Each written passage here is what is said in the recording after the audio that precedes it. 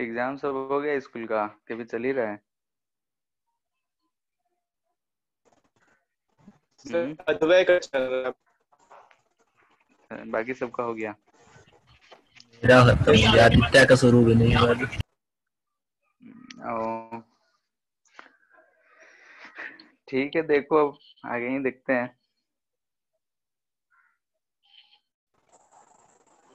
है। Instruments instruments बाद में पढ़ लेंगे कभी। ठीक है, इंस्ट्रूमेंट्स वाले में फोटो दिखाना पड़ेगा, तो उसको एक बार बनाना पड़ेगा पहले। ठीक है, गूगल से स्क्रीनशॉट लेके पेस्ट करके इसमें उसके ऊपर डूडल कर दीजिए। हाँ वही करना पड़ेगा, तो स्क्रीनशॉट पहले से रखेंगे तब ना, अभी है नहीं। अभी सर्च कर लीजिए कितना टाइम लगेगा। फिर भी उसको बाद में देख लेंगे। फ्लूइड का एक लेक्चर बच रहा है, एक दो लेक्चर, तो सोच रहे इसको खत्म करके साइड ही कर ले पहले। छोटा सा बचा हुआ है, सब चीज खत्म ही हो गया, सिर्फ न्यूमेरिकल बचा हुआ है। ठीक है, तो इसको खत्म कर लेते हैं, फिर एक लेक्चर आज खत्म हो जाएगा। ये हम सोचे थे पहले ही खत्म कर लेते, एक चैप्टर फालतू में अटका हुआ है। ठीक है, और उसमें का रह गया हम लोग का, एरर तो हो गया है, यूनिट एंड डायमेंशन, फिर इंस्ट्रूमेंट्स, और ये चीज क्या बोलते हैं, सिग्निफिकेंट फिगर्स। तो सिग्निफिकेंट फिगर्स पढ़े हो एक बार, बहुत ही आसान चीज है, बस रूल्स है यस दस सर। पंद्रह। हाँ, उसको याद रखने हैं, कैसे क्या करना है। फिर भी अगर नहीं समझ में आएगा तो बोलोगे तो बता देंगे।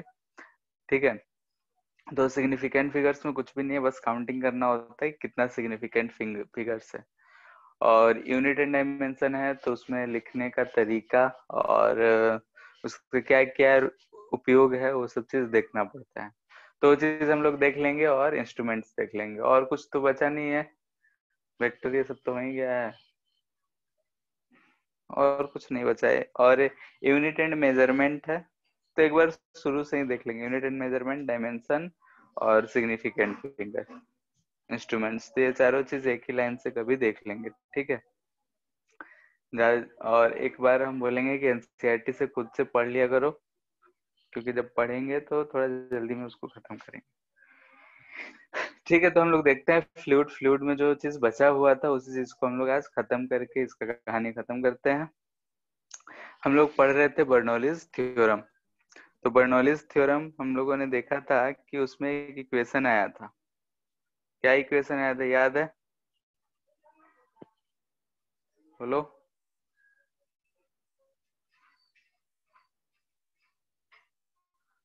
Half rho we square plus, अभी भी याद नहीं आया, rho ji H plus P equal to constant. यही था, किसी भी ऑर्डर में लिखो। Half rho V square plus rho ji H plus P equal to constant, ये आया था हम लोग का इक्वेशन। ठीक है, तो ये जो इक्वेशन आया था, हाँ यस सर।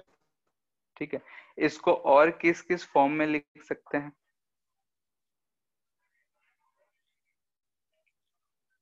ठीक है, ये जो इक्वेशन है इसको और किसी फॉर्म में लिख सकते हैं। तो ध्यान से देखो, अगर हम लोग इसको मास के रिस्पेक्ट में लिखें, ठीक है, अगर हम इसको लिखना चाहते हैं पर यूनिट मास के फॉर्म में, ये जो चीज हम लोग लिखे थे पर यूनिट वॉल्यूम के फॉर्म में थे, ये किसमें था? पर यूनिट, अगर याद हो तो हम लोग वॉल्यूम से डिवाइड किए थे, तो पर यूनिट वॉल्यूम में हम लोगों ने देखा था कि आया था। अगर हम इसमें पर यूनिट मास लिखना चाहते हैं, तो नीचे वॉल्यूम है, मास के टर्म में हमको लिखना है, तो क्या करें बताओ?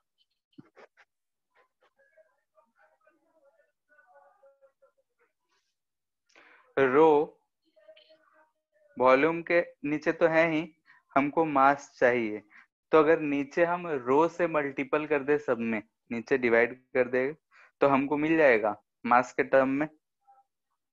बताओ, मास इक्वल टू होता है रो इंटू वी।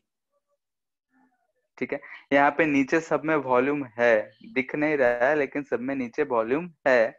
अगर उसको हम मास के टर्म में लिखना चाहेंगे तो इस सब को हमको रो से डिवाइड करना पड़ेगा। तो ये क्या हो जाएगा, 1/2 V square plus G H plus P by rho equal to constant.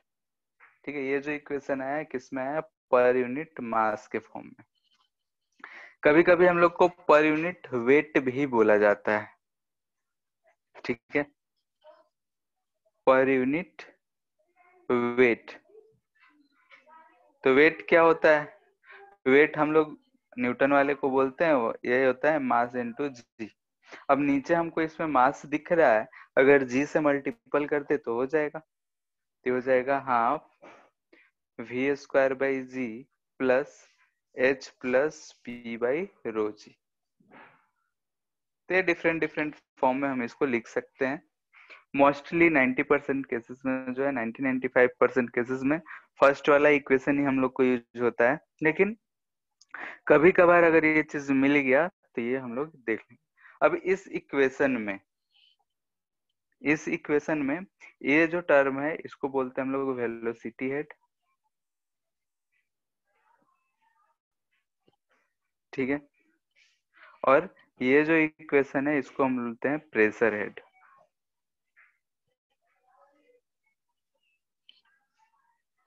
और ये जो हाइट बच गया इसको बोलते हैं हम लोग पोटेंशियल हेड। ठीक है, पर यूनिट अगर वेट का बात करते हैं तो इसको बोल रहे हैं पोटेंशियल हेड, इसको वेलोसिटी हेड और इसको प्रेशर हेड। यानी कि अगर सब में हम मास से वेट से मल्टीपल कर देंगे तो हमको यहाँ वेलोसिटी का काइनेटिक एनर्जी आ जाएगा, यहाँ पोटेंशियल एनर्जी आ जाएगा और यहाँ प्रेशर एनर्जी आ जाएगा। तो एक टर्म है, इस चीज को ध्यान में रखना है। ठीक है, अब इसी इक्वेशन का हम लोग उपयोग करके अलग अलग चीज पढ़ रहे थे। तो पिटोट ट्यूब फाइंड किए थे, फिर वेंटूरी मीटर के बारे में देखे थे। नेक्स्ट है हम लोग का velocity of efflux.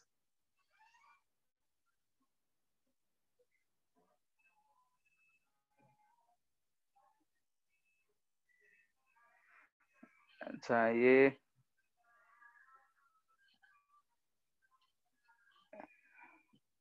Speed of, जैसे वर्टिकल अगर वाटर गिर रहा है तो स्पीड वाला बता दिए थे, शायद हम बता दिए थे।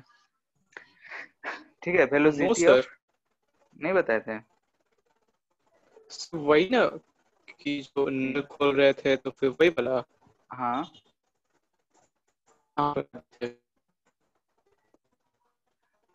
ठीक है।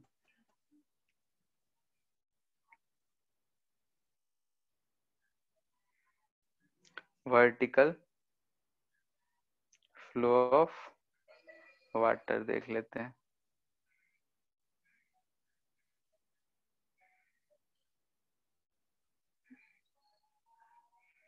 VER होता है ना वर्टिकल, कंफ्यूज हो जाता है कभी। RTICAL क्या, VERTICAL। CL वर्टिकल, अच्छा हाँ, कभी कभी कंफ्यूजन हो जाता है। ठीक है, थोड़ा सा चौड़ा बना दें। ये हम मान लेते हैं कि हमारे पास नल है। ठीक है, अगर इससे पानी गिराएंगे तो ये पानी जो होता है ऐसा कुछ शेप बना लेता है, यानी नीचे जब जाता है, हम स्टेडी स्टेट का ही बात कर रहे हैं, स्टेडी फ्लो का ही बात कर रहे हैं। ठीक है, जब ट्रांसपेरेंट दिखता है तो यहाँ पे इसका चौड़ाई जो होता है ज्यादा होता है और यहाँ चौड़ाई इसका कम हो जाता है। जैसे जैसे वो नीचे जाता है उसका चौड़ाई जो होता है कम होते जाता है, यानी कि फ्लो का थिकनेस कम होते जाता है। तो अगर यहाँ पे हम एरिया ए बोल रहे हैं, यहाँ पे एरिया स्मॉल ए बोल रहे हैं। ठीक है, तो अगर हमको यहाँ के एरिया के बारे में पता करना हो या फिर वेलोसिटी के बारे में, तो यहाँ पे अगर हम बोल रहा जाए हमसे कि यहाँ का इसका वेलोसिटी जो है u है, तो और ये हाइट h नीचे है, तो यहाँ पे अगर छोटे से मास के लिए देखेंगे तो यहाँ जो v आएगा, h हाइट नीचे आ रहा है g के, g से ग्रेविटी के अंडर ही वह आ रहा है, तो एक्सेलरेशन हम छोटे से मास पे g ही मानेंगे। तो हम इसको लिख सकते हैं v equal to u plus G T. Time के फॉर्म में h के लिए लिखेंगे तो हम लिख सकते हैं वी स्क्वायर इक्वल टू होता है यू स्क्वायर प्लस 2as। तो हम इसको लिख लें यू स्क्वायर प्लस 2gh। यहाँ पे इसके पास वेलोसिटी ये होगा। ठीक है, अब इक्वेशन ऑफ कंटिन्यूटी से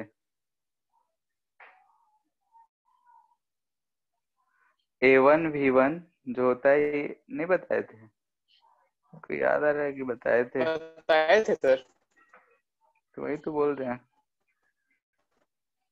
ठीक है, तो यहाँ से बोल सकते हैं ए यू इजकल टू a2, यानी कि a यहाँ का velocity under root v square plus 2gh। अगर a पता करना चाहे तो a इजकल टू हो जाएगा, ठीक है, याद है कि ये बताए थे, फिर भी ये चीज होता है। ठीक है, नहीं अगर नीचे आ रहा है तो कितना टाइम में आएगा ये सारी चीज हम लोग निकाल सकते हैं। एरिया का बात कर रहे हैं तो इतना एरिया यानी कि थिकनेस इतना कम हुआ होगा। नेक्स्ट है वही वेलोसिटी ऑफ ई फ्लक्स।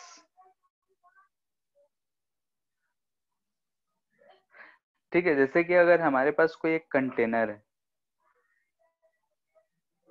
ठीक है, इस कंटेनर में अगर हम यहाँ पे एक छोटा सा होल कर दें, यानी कि हमारे पास एक होल है, इसमें हम पानी यहाँ पे भर दें।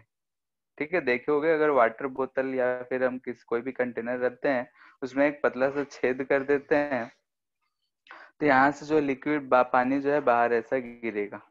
तो यहाँ पे जो इसका स्पीड होगा वाटर का, ठीक है, यहाँ ये जो स्पीड होगा इसी को हम लोग बोलते हैं वेलोसिटी ऑफ ई फ्लक्स। ठीक है, यानी कि अगर कोई कंटेनर है, कंटेनर में अगर हम होल करे हुए हैं तो वहां से जो भी पानी निकल रहा है उसको बोलते हैं हम लोग ई फ्लक्स। ये होल यहाँ हो, इधर हो, नीचे हो, कहीं भी हो, तो उसको हम लोग बोलते हैं वेलोसिटी ऑफ ई फ्लक्स, यानी वहां से जो पानी निकल रहा होता है उस चीज का। तो इसी चीज को हमको फाइंड करना है कि कितना होता है। तो यहाँ पे हम एक कंटेनर ले रहे हैं, जनरल केस नहीं ले रहे हैं बल्कि एक कॉम्प्लिकेटेड केस ले रहे हैं जिससे हम लोग सारे केसेस को डिस्कस कर लेंगे।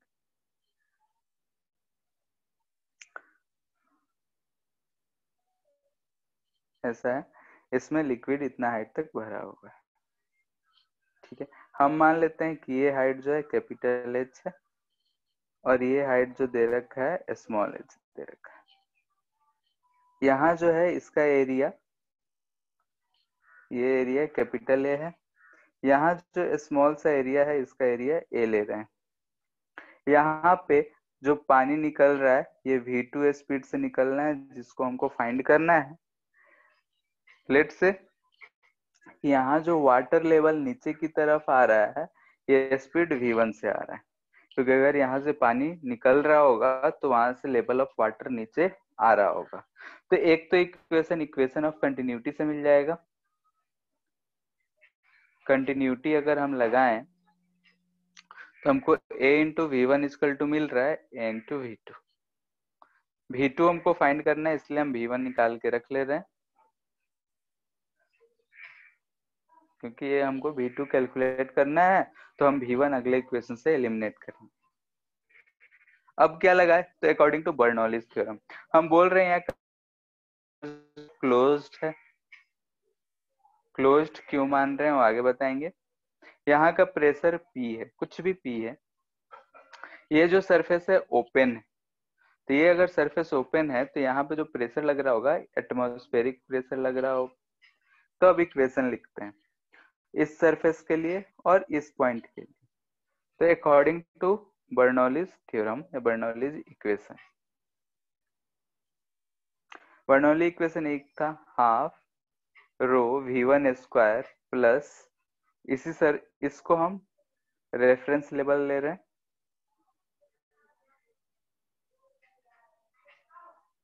ठीक है, रेफरेंस लेवल है। तो half rho v1 square plus, अगर हम लोग बर्नौली इक्वेशन लिखते हैं तो बर्नौली रिक्वेस्ट में ये आता है half rho we square plus rho ji H plus P. यहाँ पे आ जाएगा rho G capital H plus वहां का प्रेशर है पी, तो पी ये इक्वल होगा यहाँ के लिए लिखेंगे तो ध्यान से देखे half rho V two square होगा, वेलोसिटी वी टू है, प्लस रो जी, लेकिन अब height small H plus pressure अगर लिखेंगे तो पी ए टी एम।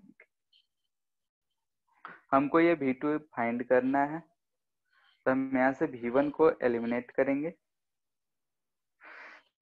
तो कैसे लिख लें 1/2 रो V2 स्क्वायर, इसको उधर ले गए तो -1/2 rho V1 square equal to P minus P A T M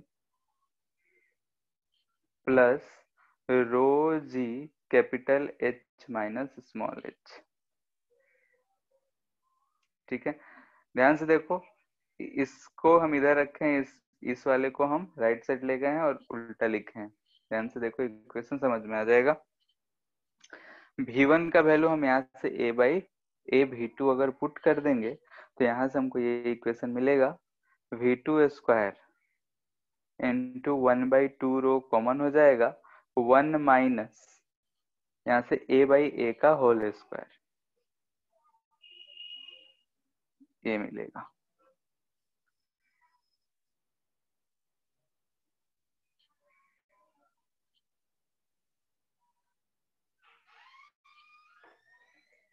ठीक है, यहाँ से V2 आ जाएगा हमारा, ध्यान से देखो तो under root 2 rho P minus P A T M plus यहाँ से रो नहीं, रो नीचे आएगा 2P plus 2G H minus H by rho, लिख लो 1 माइनस a का होल स्क्वायर। ठीक है, ये किसी भी कंटेनर के लिए कैसा भी है उसके लिए वैलिड है। ध्यान से देखो कि अगर क्लोज कंटेनर है तो 2P ATM P minus P ATM यानी कि डेल्टा P है, प्लस अगर ऊपर का प्रेशर जो है कम हो गया तो ये वाला टर्म नेगेटिव होगा, कुछ और कहानी हो सकता है। 2 रो जी सीक्वेंस में लिख रहे हैं H minus H upon rho 1 minus a का होल स्क्वायर। ये किसी के लिए भी है, कोई सा भी अगर कैसा भी कंडीशन दे रखा होगा तो उसके लिए है। लेकिन जो हम लोग को यूज करना है वो मोस्टली केसेस में क्या होता है, ये केस हम देखते हैं ओपन टैंक दिया हो। ठीक है, टैंक जो है ओपन है, ओपन होने का मतलब ऐसा है। ठीक है, ऐसा तो यहाँ का प्रेशर भी PATM होगा, यहाँ का भी प्रेशर PATM होगा। तो यहाँ पे ध्यान से देखो तो P minus PATM cancel out हो जाएगा, 0 हो जाएगा। तब हमको इक्वेशन क्या मिलेगा, इस केस में V2 जो मिलेगा ध्यान से देखेंगे तो under root 2GH minus H, चलो इसको हम H ले रहे हैं,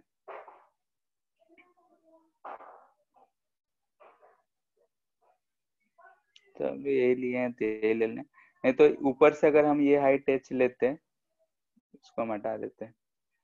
ठीक है, तो जो इक्वेशन है हमारा यहाँ पे H माइनस H की जगह पे ये अगर Y है तो H माइनस Y लिखेंगे डिवाइड बाई रो तो कट गया, लिखेंगे तो H माइनस Y इसलिए लिखे क्योंकि अंडर रूट 2GH हो जाएगा हमारा।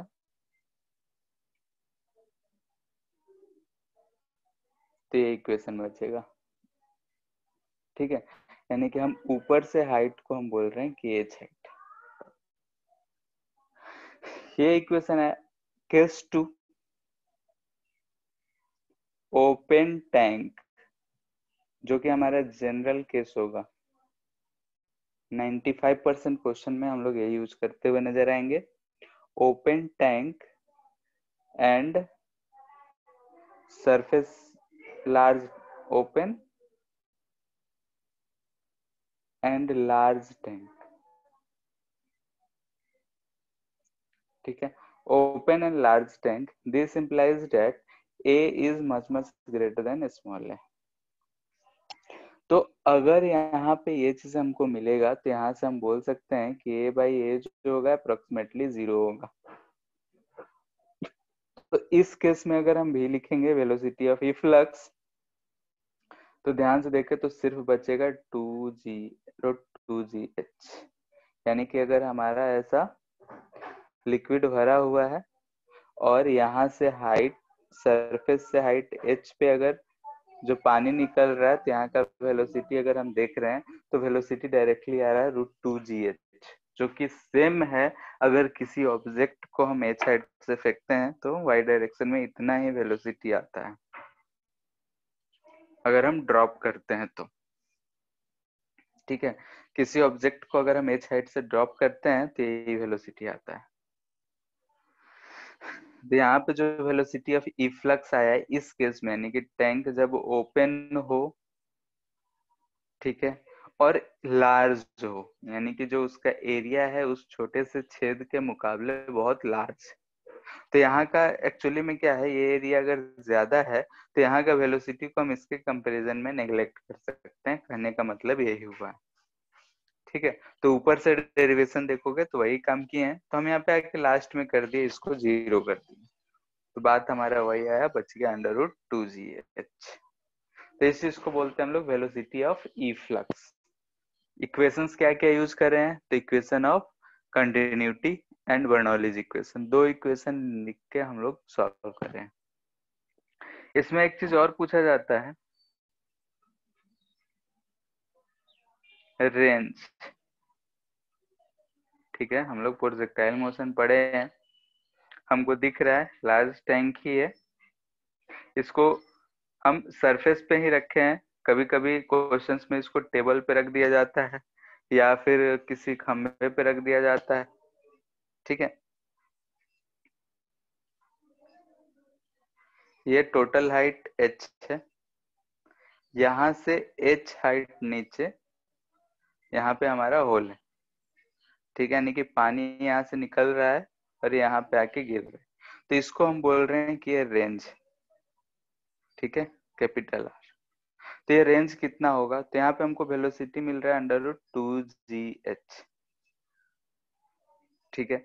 अगर इतना वेलोसिटी से जा रहा है तो रेंज हम आराम से फाइंड कर सकते हैं। तो ये हाइट हमको मिलेगा h माइनस h।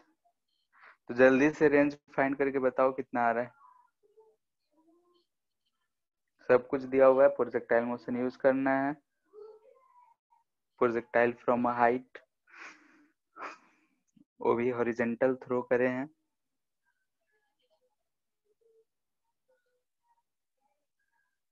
सॉल्व करो।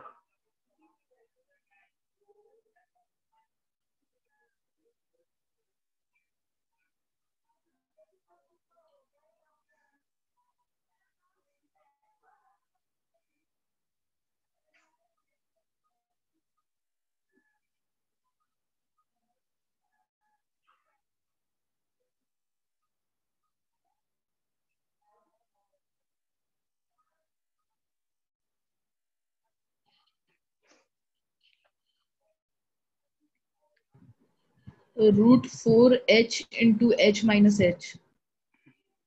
ठीक है, तो देखो टाइम में यही होगा √2h/g। तो हाइट कितना है h माइनस h, तो हम 2h माइनस h/g लिख लिए। तो रेंज होता है u इंटू टी, तो ये कितना हो जाएगा, u है √2gh into √2h minus h/g। यहाँ से g और g अंडर रूट के अंदर ये कट जाएगा, तो हम इसको लिख सकते हैं r √4 h minus h into h minus h। ठीक है, यहाँ ध्यान से देखो तो ये हाइट कुछ रिप्रेजेंट कर रहा है। ठीक है, h है, h माइनस h है। इसका मतलब ये हुआ कि अगर हमारे पास ऐसा टैंक है, ठीक है, यहाँ तक अगर पानी भरे हुए हैं और दो दो इसमें होल है, एक यहाँ पे होल है, एक यहाँ पे होल है, ये हाइट h है और ये हाइट h माइनस h है, ये टोटल h है। ठीक है, तो अगर उल्टा देखें तो ये हाइट h होगा और ये हाइट जो होगा वो h माइनस h होगा। यानी कि दोनों के लिए अगर हम देखेंगे तो हमारा रेंज जो मिलेगा वो सेम मिलेगा, यानी कि दो दो हाइट के लिए रेंज जो है सेम है। ठीक है, यानी कि range is same for two positions. ठीक है, दो पोजीशन है और कैसा पोजीशन है, तो एक देखो अगर h है तो दूसरा h माइनस h है। ठीक है, यानी कि अगर हम नीचे से सिर्फ बॉटम से देखें तो एक हाइट h पे होगा तो एक capital H minus small h पे होगा, अपर पोजीशन से देखें तब भी ऐसा ही होगा। तो इन दो होल्स के लिए, यानी कि इन दो होल्स के लिए जो है रेंज सेम होगा। तो कभी कभी डायरेक्टली क्वेश्चन पूछता है कि बताओ कहाँ पे हाइट होगा कि रेंज सेम होगा, तो हमको ये ध्यान रखना चाहिए कि ये h into H minus H, R equal to इतना होगा तब जाके सेम होगा। ठीक है, तो रेंज के लिए डायरेक्टली हम ये यूज कर सकते हैं 4 into H into capital H minus H. यानी कि अगर हम सिर्फ इसमें एक होल देख रहे हैं तो एक होल के लिए नीचे से जितना हाइट है ऊपर से जितना है डेप्थ, दोनों को मल्टीपल कर। ठीक है, अगर सिर्फ एक होल को देख रहे हैं तो यहाँ पे ध्यान से देखें तो नीचे निचले सरफेस से जितने हाइट पे है और अपर सरफेस से जितने डेप्थ पे है उन दोनों का प्रोडक्ट इंटू 4 का अंडर रूट है रेंज। ठीक है, तो ये चीज हमको मिला रेंज। अब इसी सवाल में, ठीक है, हमको ये भी दिया जा सकता है, उसको क्वेश्चन के तौर पे ही कर रहे हैं। ठीक है, एक लार्ज टैंक है, लार्ज प्लस ओपन है। ठीक है, there is a small hole on the bottom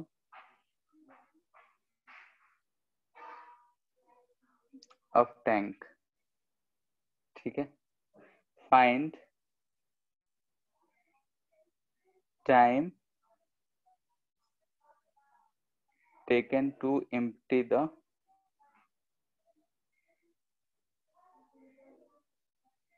tank। ठीक है, यहाँ पे हम होल दिए हैं, हो सकता है नल बोले, नल को हम चालू कर रहे हैं तो उस टैंक को खाली होने में कितना देर लगेगा ये भी बोला जा सकता है। ठीक है, सिंपल सा सवाल है, सॉल्व करो। As a function of y ले लो, टाइम जो है हम हाइट वाइट कुछ नहीं दे रखे हैं तो एज फंक्शन ऑफ y, बाकी सब जो भी यूज होगा अपने से जूम कर लेना है। ठीक है, यहाँ पे बॉटम में होल है,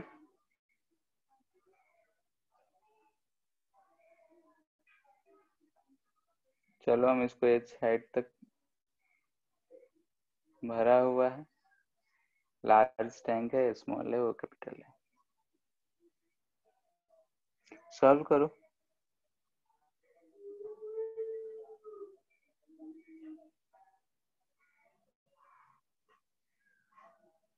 ठीक है, इसका एरिया चलो हम दे दे रहे हैं कैपिटल ए और इसका स्मॉल एरिया ए,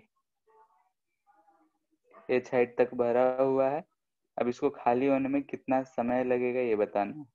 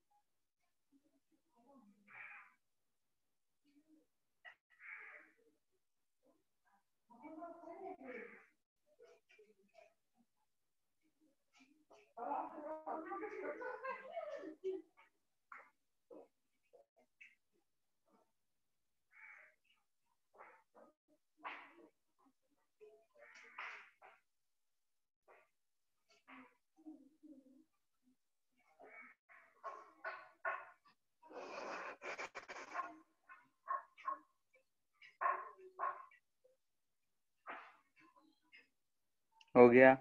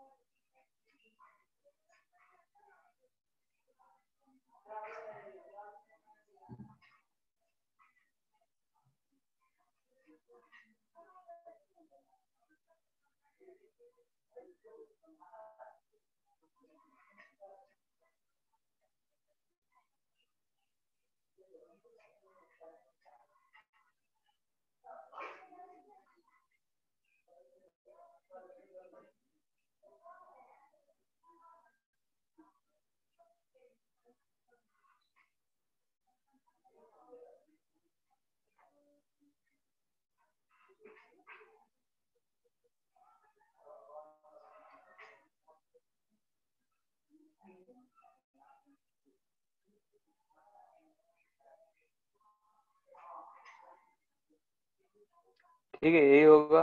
जितना वॉल्यूम यहाँ से निकल रहा होगा उतना ही वॉल्यूम ऊपर से डाउन हो रहा होगा।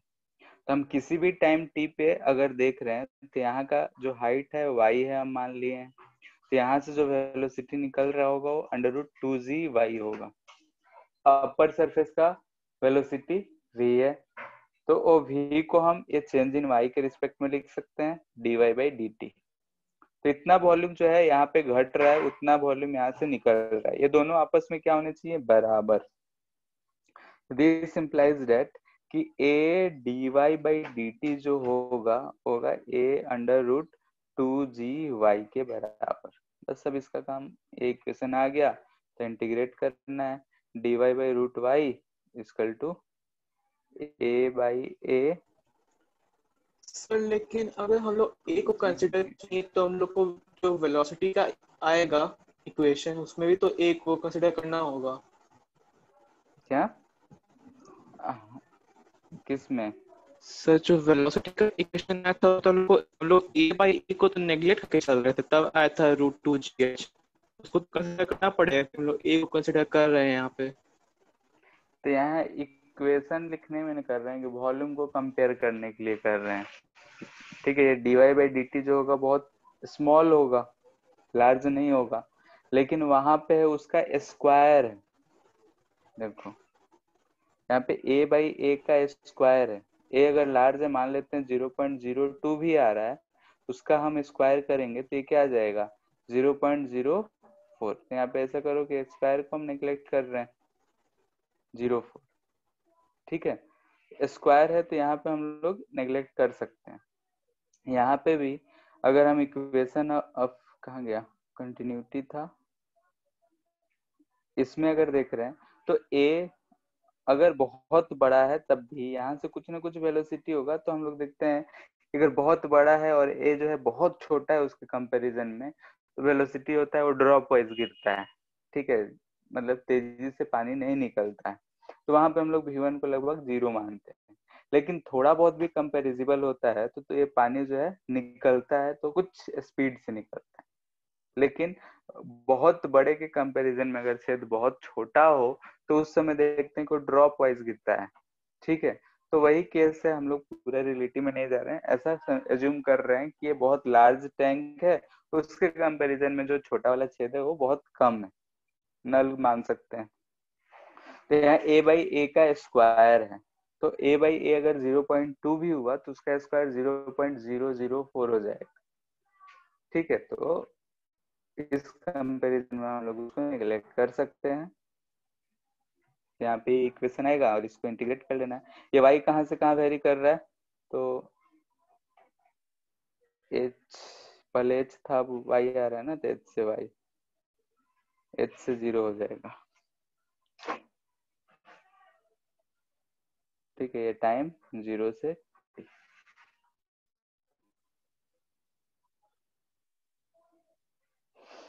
t हमको पता करना है। इधर y के टर्म में कुछ आएगा, लिख के सॉल्व कर लेंगे।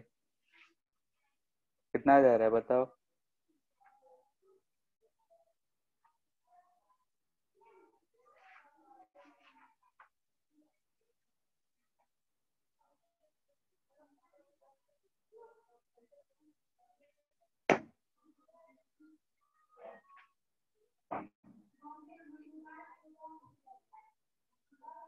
आ गया 1/√i।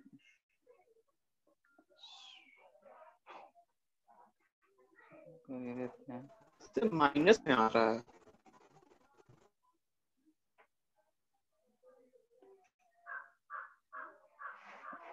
घट रहा है, dy/dt जो है डिक्रीजिंग है ना, तो यहाँ पे माइनस तो अपने आएगा ही। जैसे अगर हम यहाँ पे देख रहे हैं तो एक्चुअली में यहाँ पे y क्या हो रहा है, घट रहा है। घट रहा है तो यहाँ पे dy/dt जो लिखेंगे तो निगेटिव में ही रहेगा, <0 होगा, इसलिए माइनस में है। यहाँ पे चाहो तो तुम इसको प्लस करने के लिए माइनस लगा सकते हो। बात समझ आया? क्योंकि y का वैल्यू जो है डिक्रीजिंग है, तो dy जो लिख रहे हैं ये डिक्रीजिंग होगा।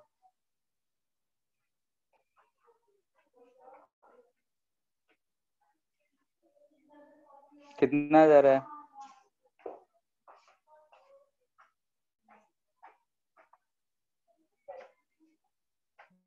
बोलो। ये हो जाएगा हमारा 2। कैपिटल A y/g और नीचे एक और छोटा है। कितना? t इक्वल टू, आंसर ये दे रखा है a/a√2h/g। ठीक, यस कितना आ सर। रहा है?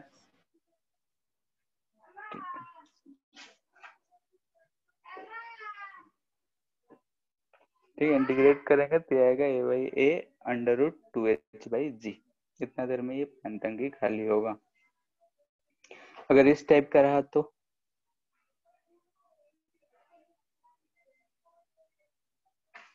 ठीक है, छेद नीचे ही दे रखा है बॉटम में।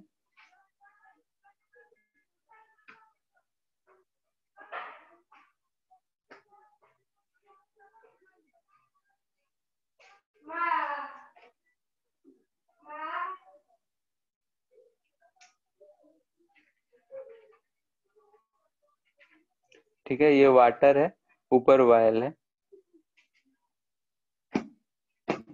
ये h2 हाइट तक है, ये h1 हाइट। यहाँ से पानी ऐसे निकल रहा है।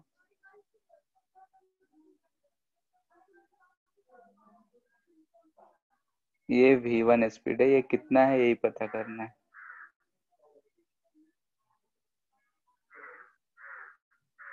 ठीक है, लार्ज टैंक ये जूम करना है।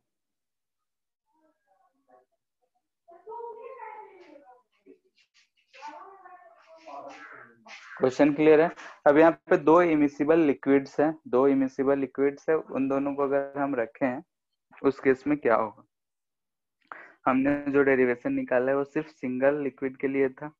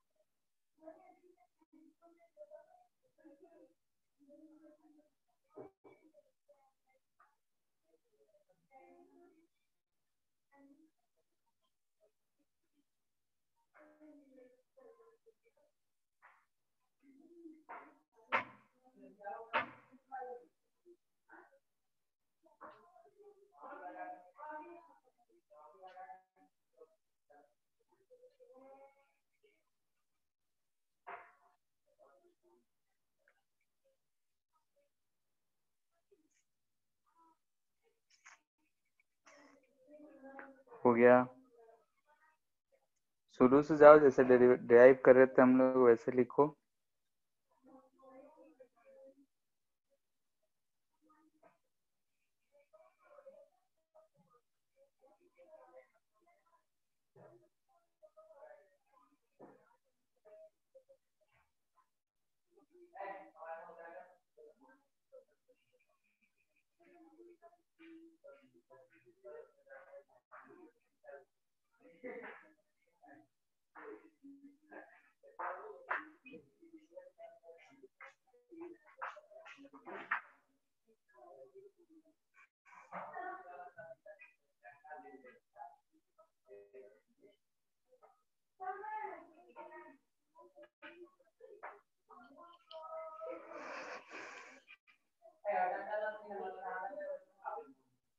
ये V1 है तो यहाँ पे मान लेते हैं V1 होगा।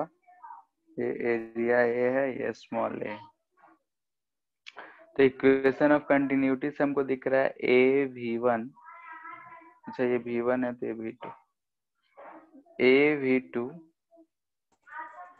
Equal to under root 2g rho 1 h1 plus rho 2 h2 by rho 1 2g और h1 plus rho 1 h2 rho 1 h1 plus rho 2 h2 rho 1 h1 by plus rho rho 2 1 h2 by by rho rho 1। 1। ठीक है, ठीक है।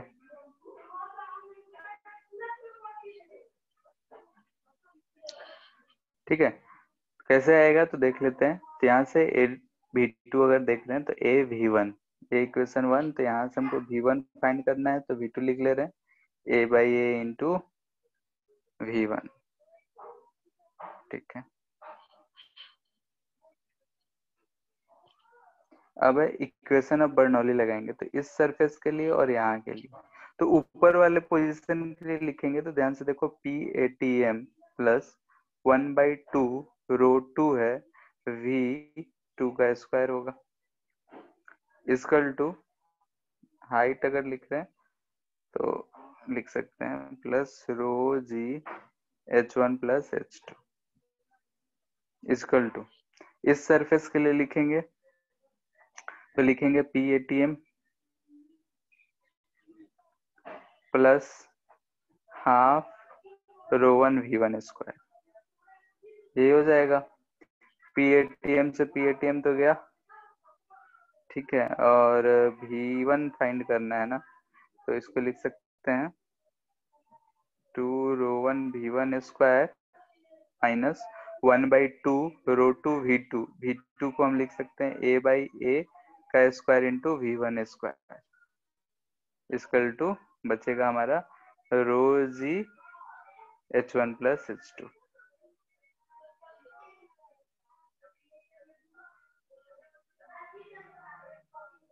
अच्छा, यहाँ पे रो 2 आएगा।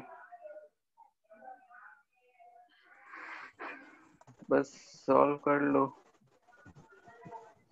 Sir हम्म, वहाँ पे प्रेशर होगा PATM प्लस रो 2 h2 लेकिन पोटेंशियल एनर्जी तो रो 1 g h1 होगा ना। अच्छा यहाँ पे, हाँ ठीक। रो 1 G H1 plus rho 2 G H2 यही होगा। ठीक है,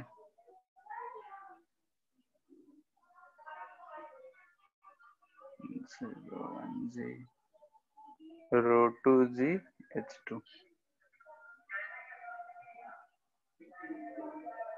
इसको सॉल्व करना है 2 को उधर लेते जा रहे हैं तो यहाँ से हमको मिलेगा ρ1 माइनस ρ2 a/a का whole square equal to 2g ρ1 h1 plus ρ2 h2। ठीक है, इसको अगर नेग्लेक्ट कर देंगे तो हो जाएगा 0, तो v आ जाएगा √2g ρ1 h1 plus ρ2 h2 divided by ρ1।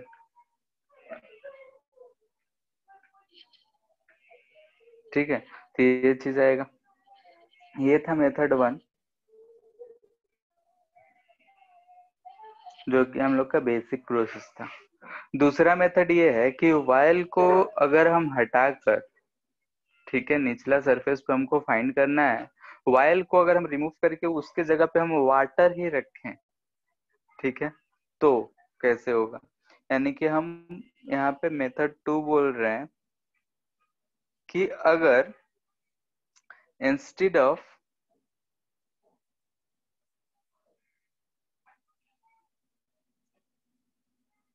while we want to put water, ठीक है,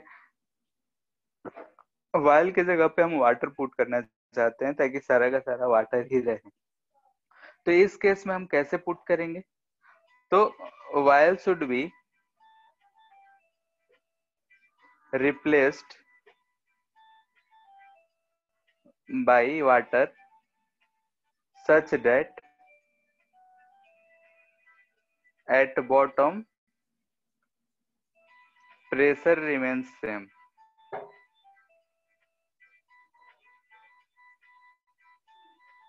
ठीक है, यानी कि हम वायल को हटा के वाटर ऐसे पुट करेंगे कि प्रेशर सेम रहे।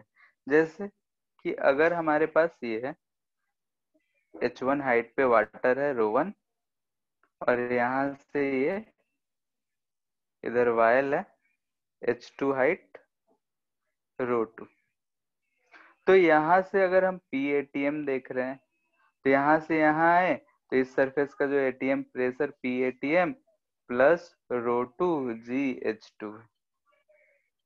ठीक है, यानी कि यहाँ का प्रेशर इतना ही रहे, उसके लिए हम इसको यहाँ पे वाटर पुट करते तो कितना होता। यानी कि अगर हम यहाँ पे बोल रहे हैं कि इधर नीचे अगर वाटर ही है h1 हाइट तक, इधर हम क्या कर रहे हैं कि h हाइट तक, कोई भी h हाइट तक हम यहाँ पे वाटर पुट कर दिए, यानी कि जिसका इसका भी डेंसिटी ρ1 इसका भी डेंसिटी ρ1। तो ये वाटर का हाइट कितना रखेंगे, तो यहाँ से यहाँ पे प्रेशर सेम होना चाहिए, लेवल सेम है तो इन दोनों का प्रेशर सेम होना चाहिए, यानी कि that is equal to PATM plus ρ1GH।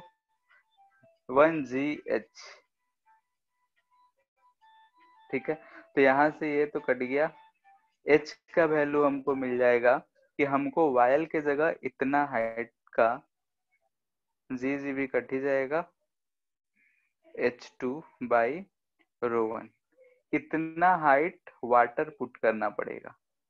ठीक है, देन टोटल हाइट क्या हो जाएगा, टोटल हाइट इक्वल टू हो जाएगा हमारा h प्लस h1।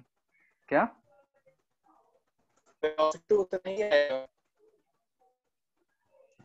आवाज नहीं आ रहा है,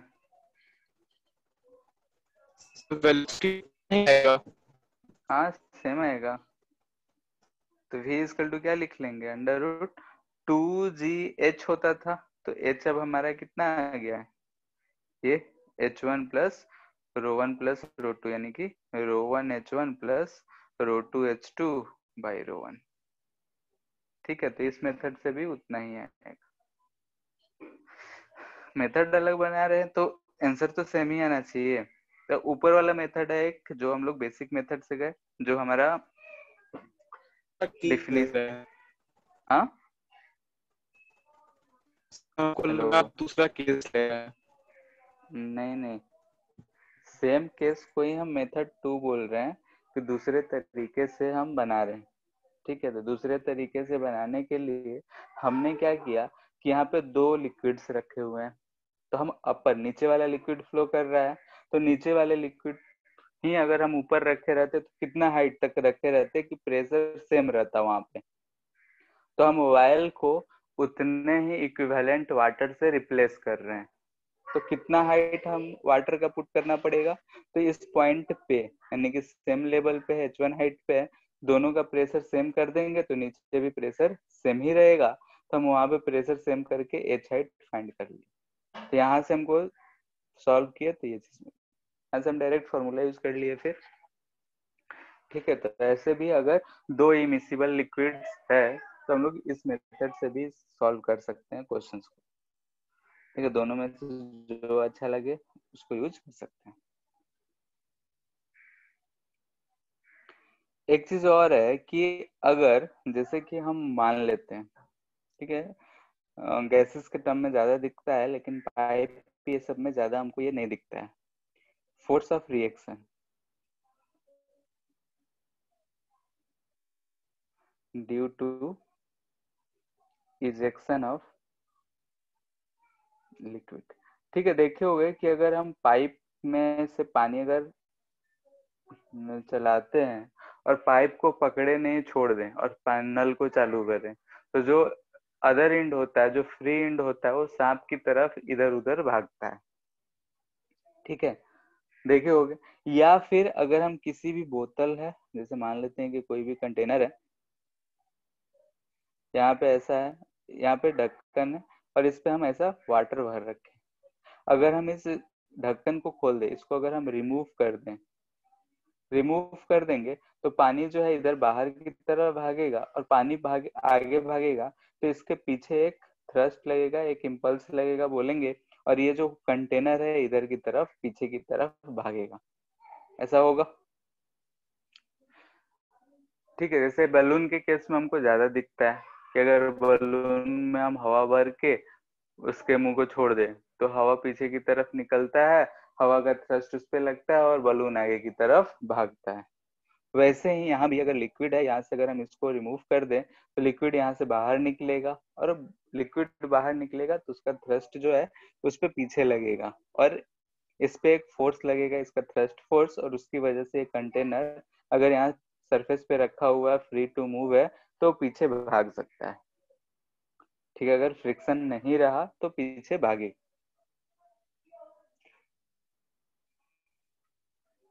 ठीक है, ये बात अगर क्लियर है कि अगर पानी आगे निकलेगा तो पानी अगर निकल रहा है तो पीछे उस पर थ्रस्ट फोर्स लगाया होगा। ठीक है, और उस थ्रस्ट की वजह से वो पीछे भागा होगा, तो वही कितना थ्रस्ट लगा होगा वही चीज हमको बताना है।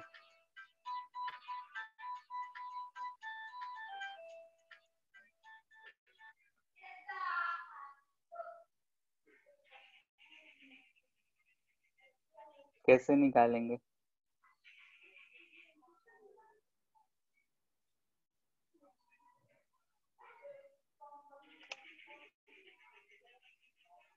फोर्स जो होता है v/dt होता है, इस केस में याद करो हम लोगों ने लिखा था, मास चेंज हो रहा है, तेजी से सोचो।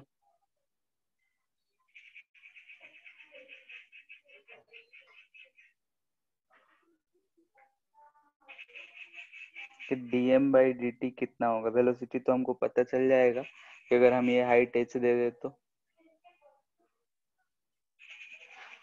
यहाँ से वेलोसिटी हमको मिल जाएगा √2gh।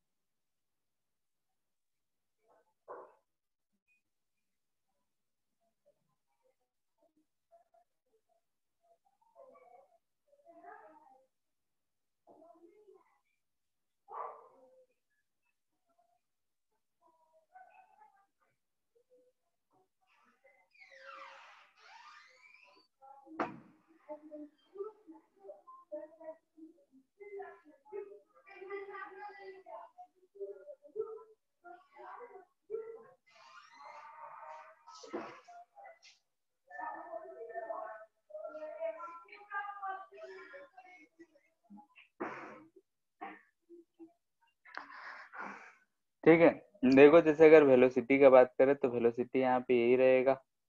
अगर यहाँ से जो मास वाटर निकल रहा है तो हम छोटा सा मास अगर ऐसा हम ले लें तो इसका जो मास आएगा dm, ये डिस्टेंस चलेगा डेल्टा टी टाइम में v dt, एरिया है a, तो वॉल्यूम हो गया a v dt और रो से मल्टीपल कर दिए तो मास आ गया। यहाँ से हमको dm बाई dt पता चल गया, dm बाई dt पता है, वेलोसिटी पता है, तो फोर्स इक्वल टू हम लोग लिख सकते हैं।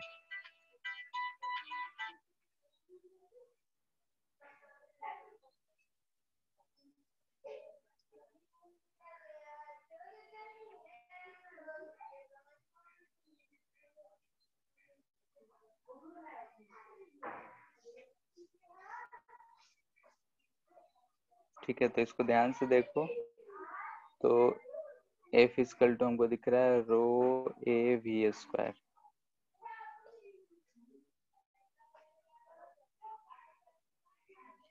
ठीक है, पाइप भी है, पाइप से अगर जो पानी निकलता है तो उसके पीछे जो फोर्स लगता है इतना ही फोर्स लग रहा होगा।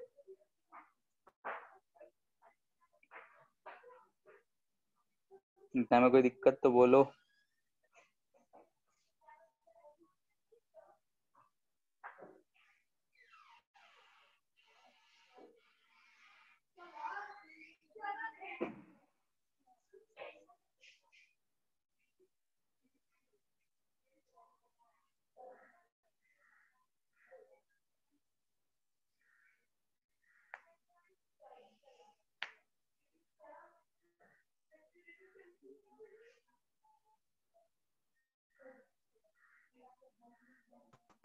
No sir.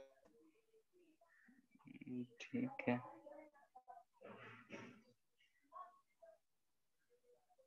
क्वेश्चन है, सिरिंज होता है, सुई देने के बाद जो बच जाता है सुई फेंकने के बाद, तो उसे बहुत हम लोग खेलते थे बचपन में, तो वही चीज है।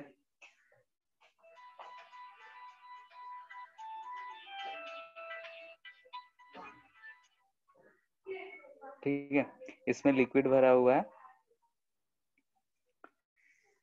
इसका डायमीटर जो दे रखा है 8 मिलीमीटर है।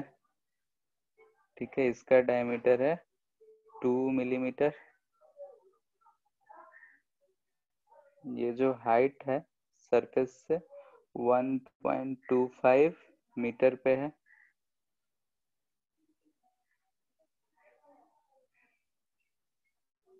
यहाँ से जो पानी निकल रहा होगा इसका रेंज आर है।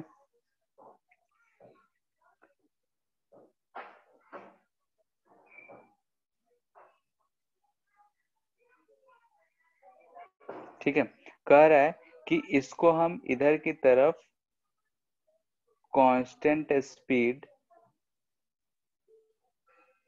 0.25 मीटर पर सेकंड से पुश कर रहे हैं। ठीक है, तो हॉरिजॉन्टल रेंज कितना होगा। ठीक है, एक सिरिंज है, सिरिंज में नीडल नहीं है। ठीक है, तो ऐसा है, दोनों इंड का डायमीटर दे रखा है, एक इंड को हम इतने स्पीड से धक्का दे रहे हैं, तो रेंज क्या होगा ये वाटर का। जो नोजल है 1.25 मीटर अबव द ग्राउंड है।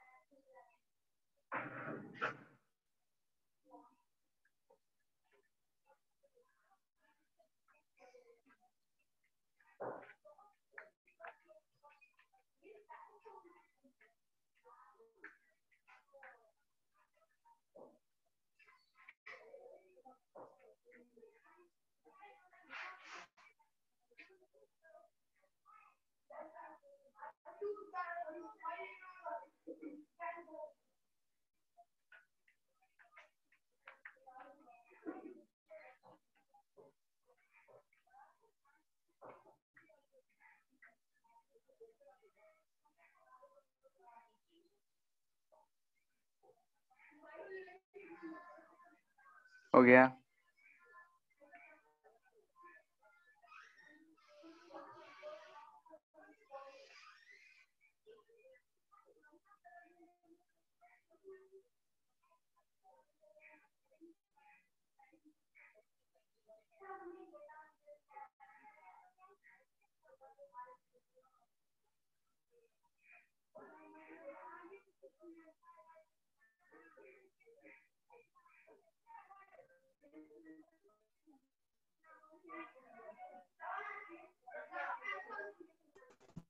टू फाइव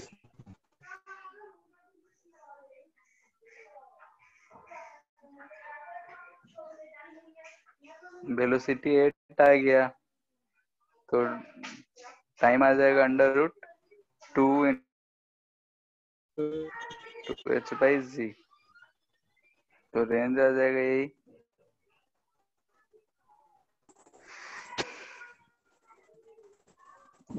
25 10 4 मीटर आ रहा है। कितना आ रहा है आंसर?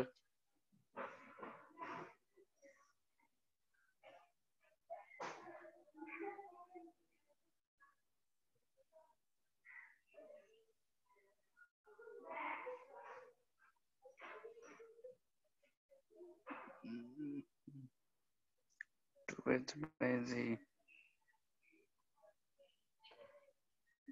यहाँ पे 64/4, 16/4, ये 4 आएगा, तो ये 4 होगा, तो 2 मीटर आ रहा है। ठीक है, वेलोसिटी 4 मीटर पर सेकेंड आ रहा है, तो रेंज 2 मीटर आएगा। ठीक है, ऊपर जो अभी हम लोग कैलकुलेट करे थे रेंज, कहाँ गया? ये रेंज है, इस रेंज का मैक्सिमम वैल्यू क्या होगा, बता सकते हो? और कब होगा?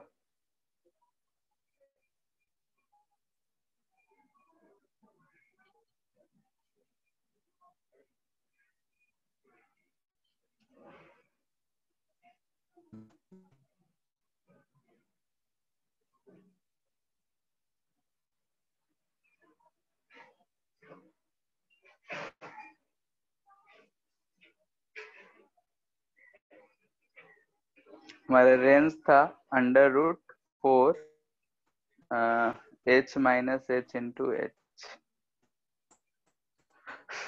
ठीक है, ये केस दे रखा था।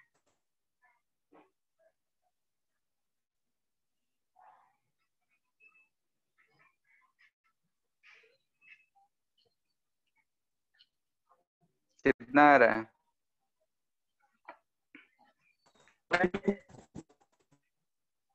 तो आवाज नहीं आ रहा है।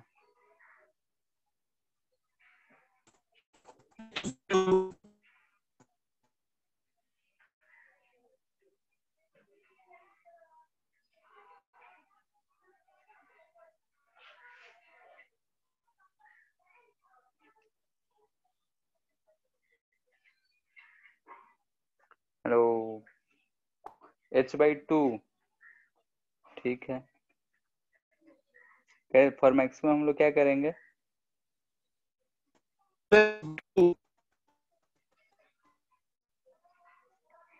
अगर h/2 बोल रहे हो तो ठीक है, बाकी क्या बोल रहे हो आवाज नहीं आ रहा है। dr/dh को 0 कर देंगे, ठीक है, सॉल्व कर लो। इसको सॉल्व करने के बाद h जो आ जाएगा h/2 आ जाएगा, और इस केस में r max कितना हो जाएगा, तो h/2 रखेंगे, तो ध्यान से देखो, ये भी h/2, ये भी h/2, तो ये हमारा मिल जाएगा, ठीक है।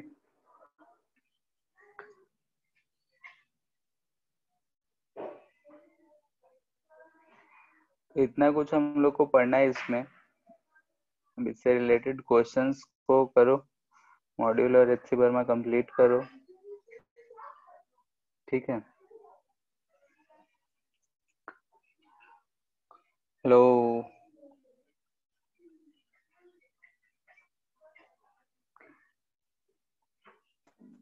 हेलो,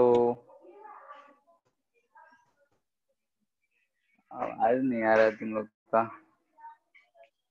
ठीक है, बोल रहे हैं कि एचसी वर्मा और मॉड्यूल को कंप्लीट करो, इसमें हम लोग को इतना कुछ पढ़ना है, तो इसको एक बार रिवीजन करो और क्वेश्चंस को खत्म करो। ठीक है, कल क्या करोगे? आगे कहीं पढ़ना है, क्या करना है?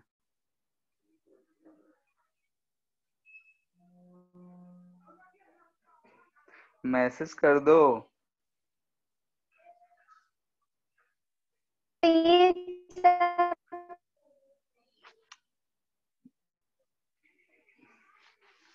Jyotsna, yes sir.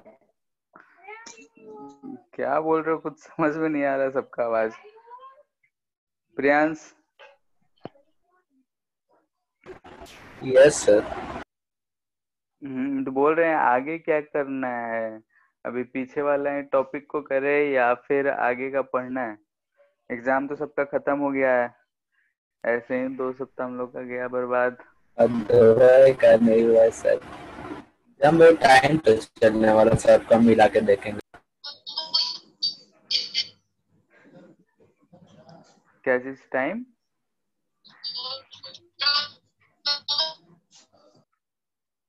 आदित्य, तुम्हारा भी आवाज नहीं आ रहा है।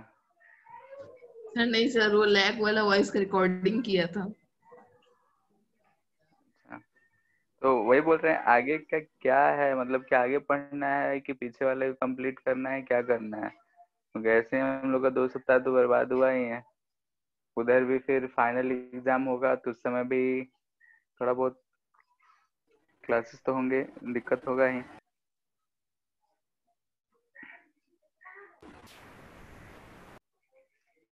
ठीक है,